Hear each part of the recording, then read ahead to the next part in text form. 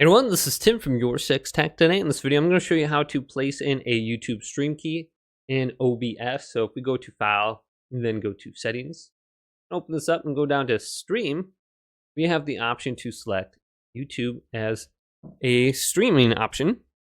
So we can go to Use Stream Key right here. Otherwise, you can just connect with your account and sign in and it should automatically link it. Otherwise, we can go to Use Stream Key and then we can find the stream key. So let's go over to my YouTube channel. So when you're logged in here, you want to go up to where it says create. And then instead of uploading, you want to go to go live. And then we can go ahead and go to right now or to a later date. Doesn't matter. And then I'm going to go to stream software. Now it's going to load this page.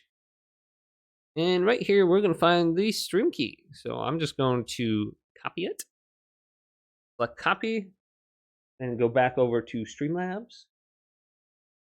And then paste it in here. So you can right click in here and go to paste or hit Control V on your keyboard.